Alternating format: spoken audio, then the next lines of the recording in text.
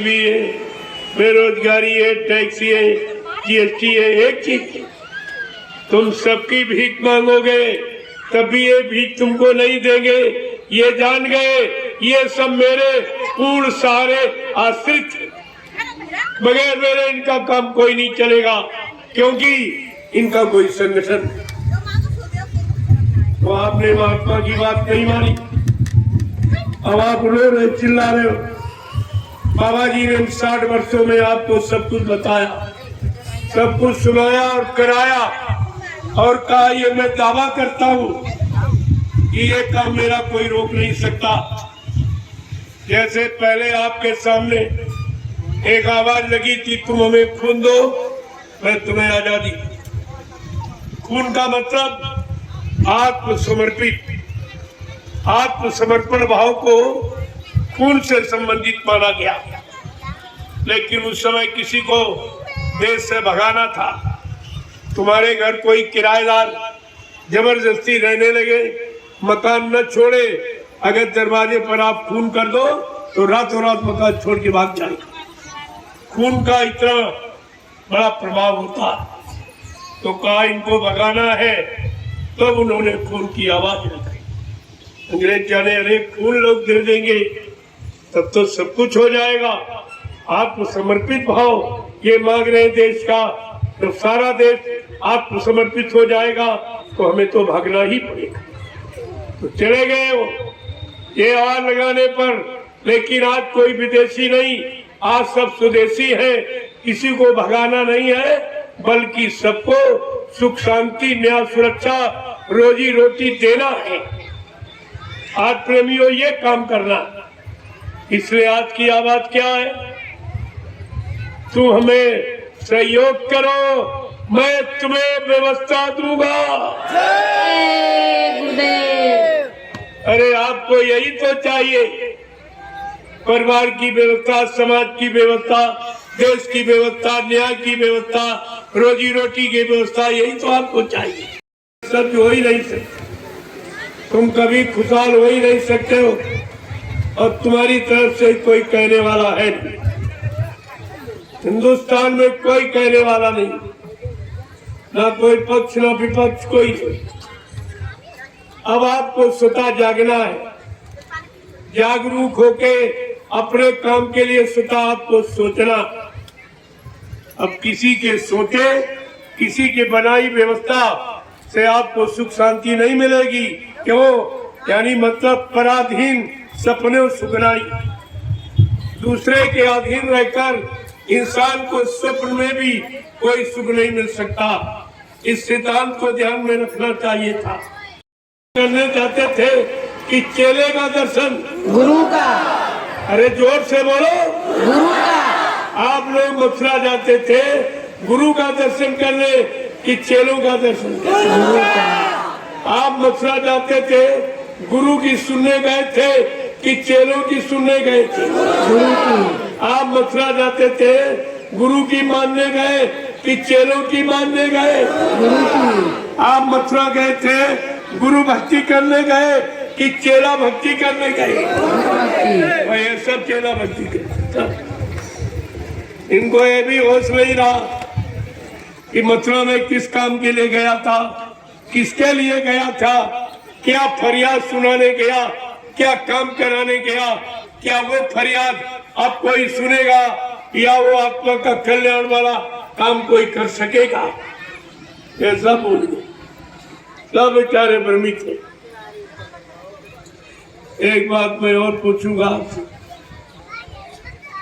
आप लोगों ने गुरु महाराज से नामदान लिया है या किसी चेले से लिया? सत्य बोलिए आप, सत्य मत छिपाइए। आप लोगों ने नामदान गुरु महाराज से लिया या किसी चेले से लिया? आपका हाथ गुरु महाराज ने पकड़ा या किसी चेले ने पकड़ा है? आपकी जीवात्मा को जगाने का, परमात्मा से मिलाने का, जीवात्मा को घर पहुंचाने का वादा ये गुरु महाराज ने किया या किसी चेले ने किया?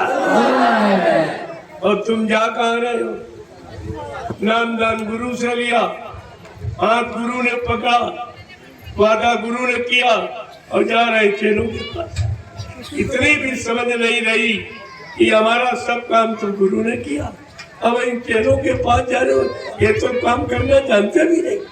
इस वक्त जिनका अपना कोई स्वार्थ नहीं, बिल्कुल निस्वार्थ ये आदेश पर निकल पड़े। अब इनके जाने का समय हो गया है।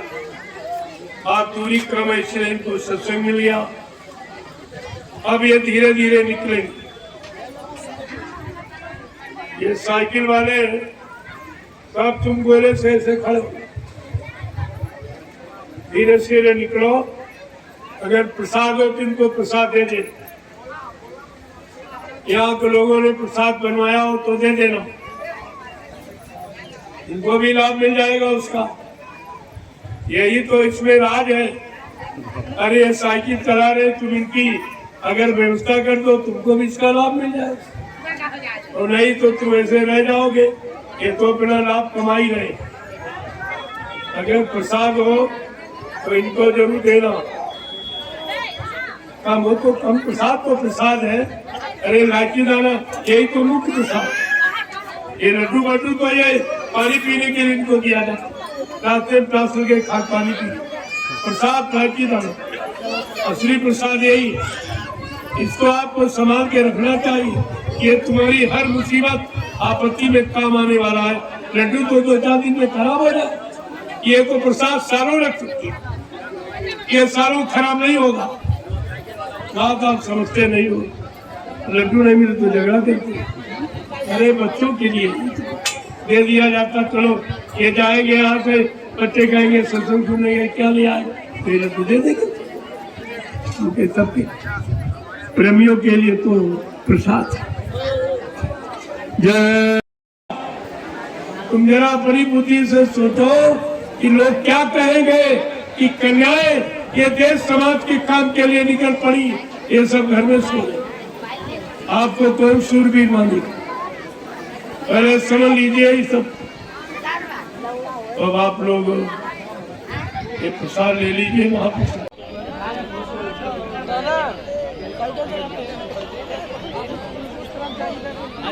जय गुरुदेव। आज दिनांक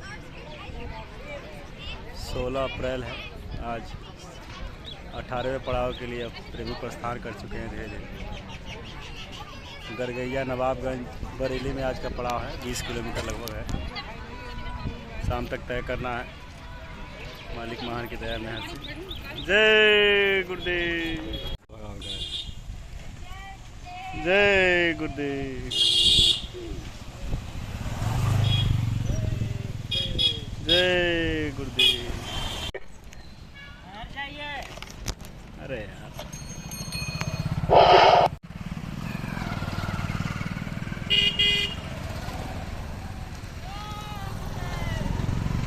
जय गुरुदेव।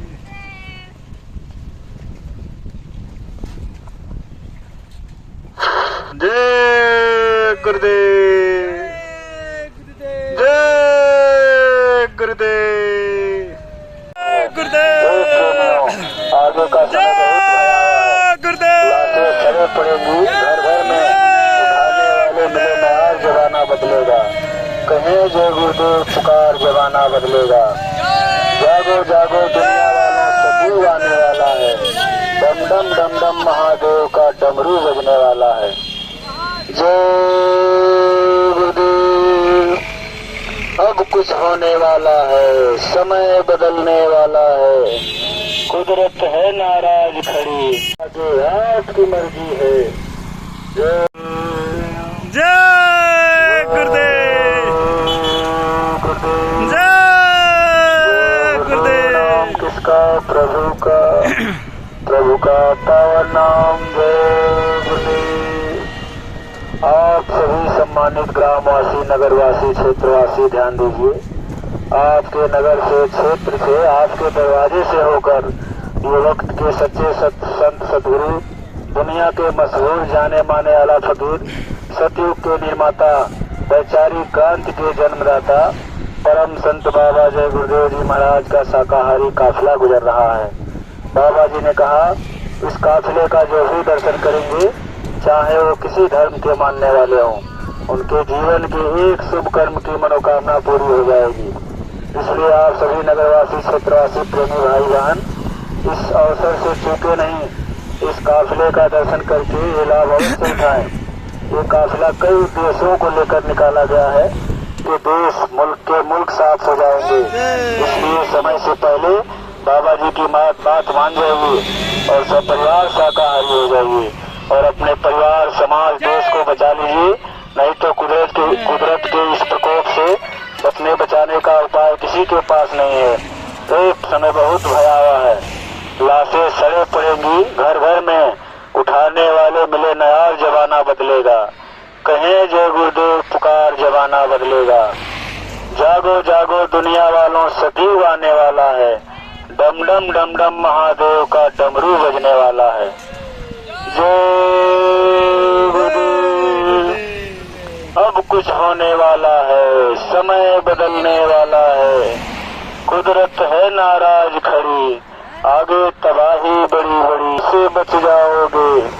अब भी अगर न समझे प्यारे, तौबा तौबा करोगे प्यारे।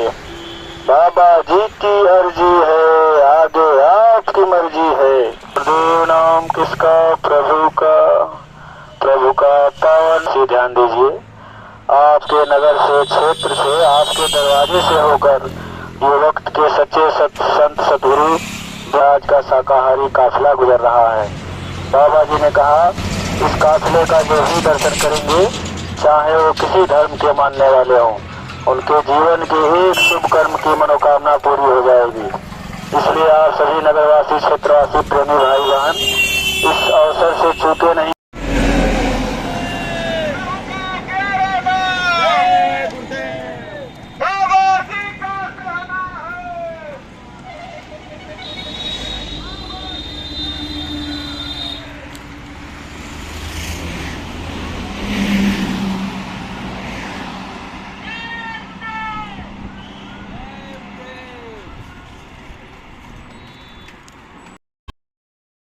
जय गुरुदेव, जय गुरुदेव। काफिले के 18वें पड़ाव पे,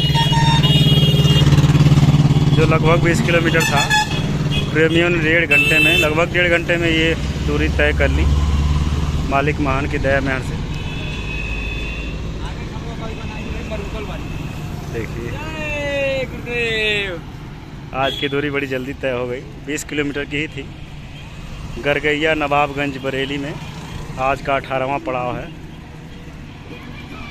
इस शाकाहारी काफिले का 18वां पड़ाव है। प्रेमी लगभग धीरे धीरे आ ही चुके हैं। छोटे पक्के लोग आ रहे हैं प्रेमी।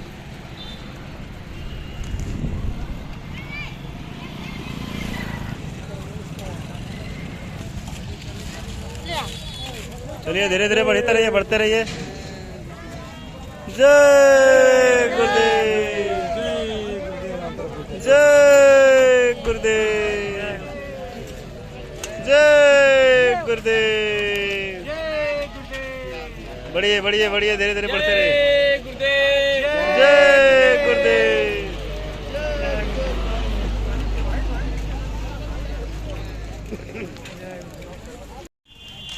ये काफिला प्रेमियों को, जो काफिले से आ रहे हैं, उनको जलपान करा रहे हैं प्रेमी।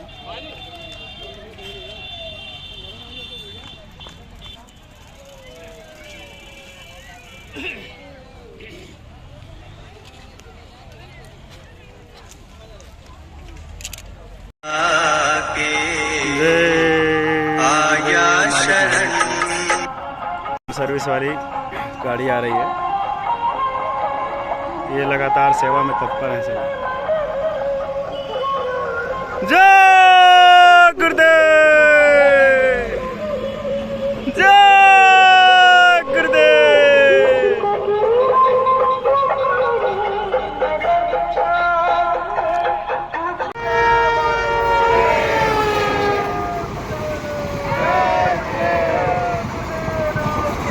प्रभु का जय